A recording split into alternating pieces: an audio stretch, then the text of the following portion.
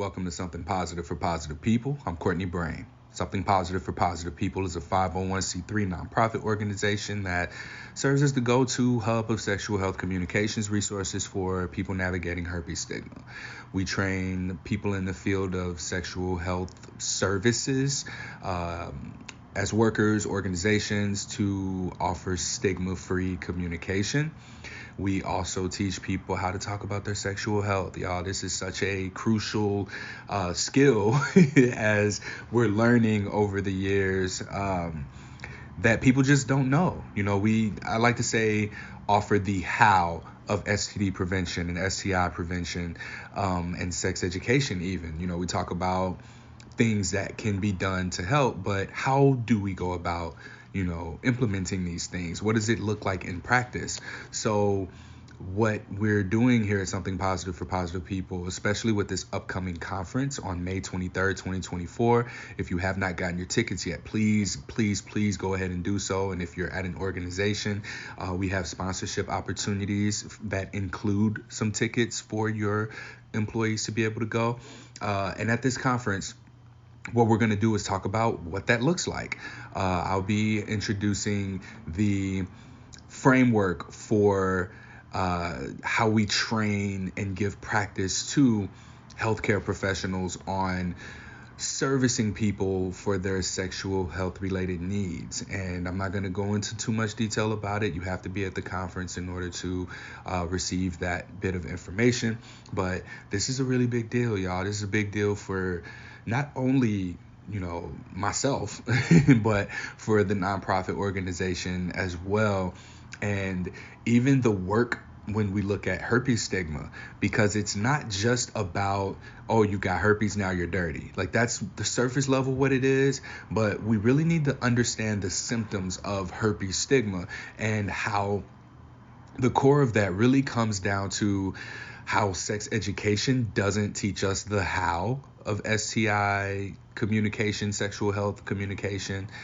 Neither does STD prevention. When I look at the articles that come out year over year about how we're seeing a rising, alarming rate of new sexually transmitted infection rates, all we see is a proposal to just throw more money at it. Oh, we need more money. We need to give out more condoms. We need to do more testing.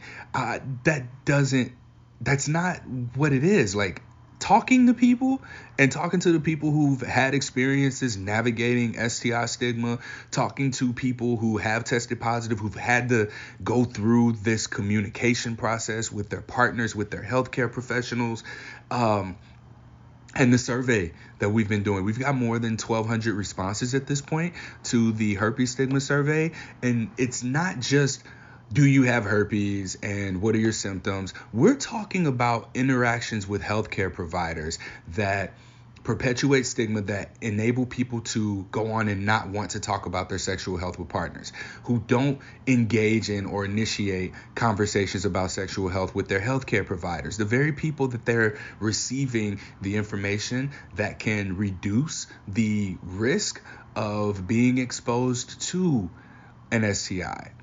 And we can do so much better with just giving healthcare providers the practice and the training that they need in order to be able to offer stigma-free sexual health care.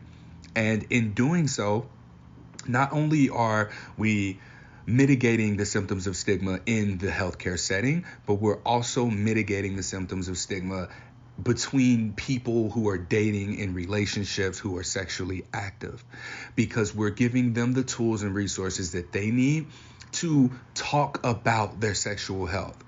And this gets a lot deeper because so much of it is also harm reduction, because when we incorporate the elements of Something Positive for Positive People's intervention program that supports sex education resources and STD prevention efforts, what we see is that we're not just talking about how to talk about sex, but also relationships. And we're looking at what it means to give consent, to receive consent, what it means to see boundaries in action, and how to uphold and respect those boundaries, and how to seek support in the event that something doesn't go well, how to not only receive a no, but how to also say no, and what a yes really looks like, and understanding the complexities of people just changing their mind even.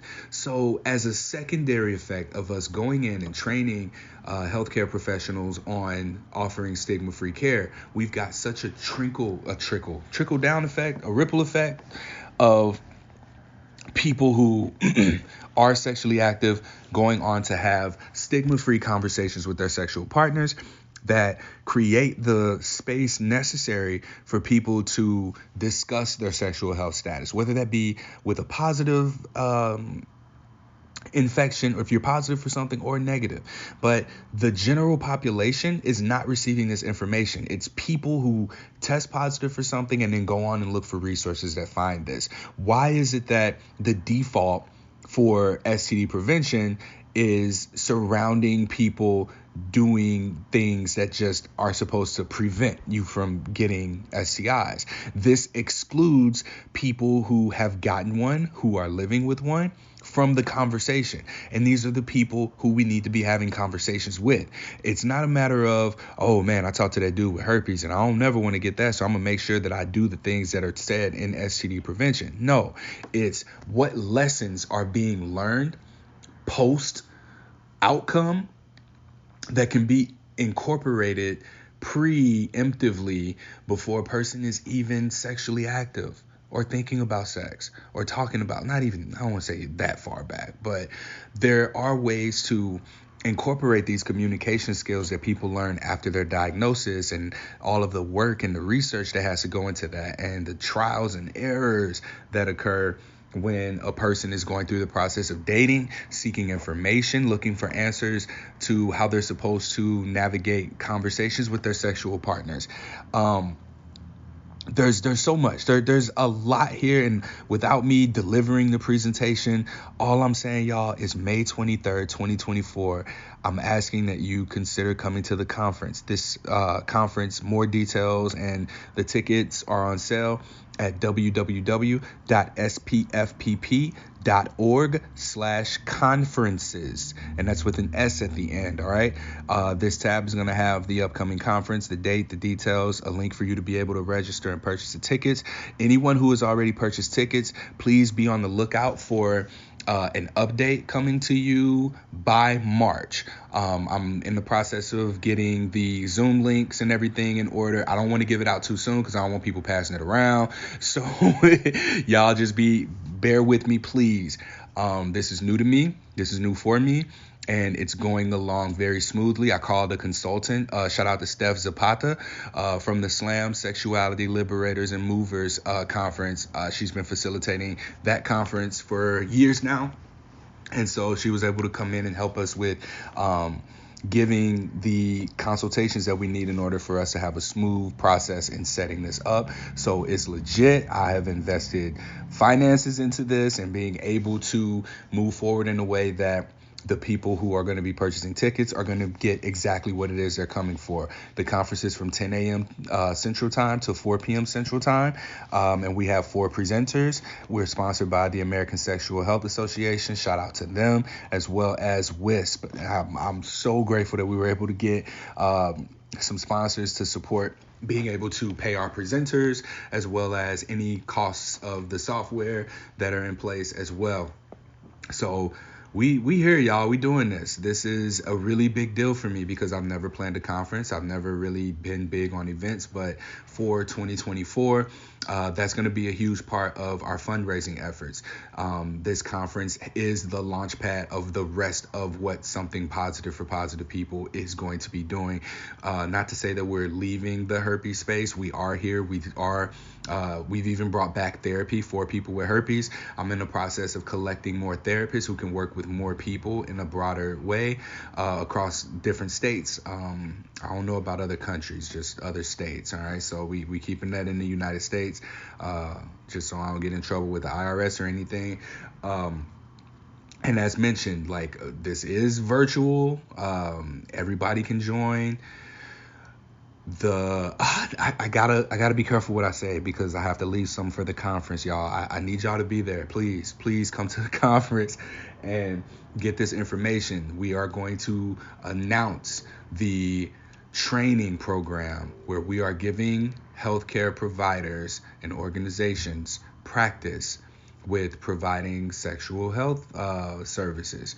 On the Something Positive website, there's a directory tab, and that's called Brag or Nag. It's called Directory, but the page is Brag or Nag, where you can fill out a form where you talk about what a healthcare professional in the sexual health realm has done well for you, or what they've done poorly for you. You can give us their contact information. You can share that experience and that story.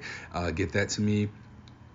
I need to stop saying me. Get that to us at Something Positive for Positive People, and we'll reach out. We'll contact these people, and we don't have to use your name and say what you said about them exactly, but we need to know who is Something Positive for Positive People community approved to have people reach out to them for their services. So whether that be STI testing, whether that be treatment, whether that be for sex education resources, these are all things that exist and people don't know exist. So if you found a hidden gem of a place where you can go and get testing and treatment done, please visit the directory tab on SPFPP.org's website.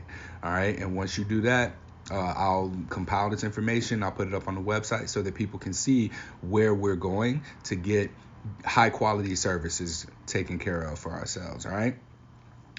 Speaking of Shameless Care, this is a organization that offers at-home STI test kits, and it includes a herpes test for HSV2. It's a blood test, and I believe they only test for HSV2 at this time.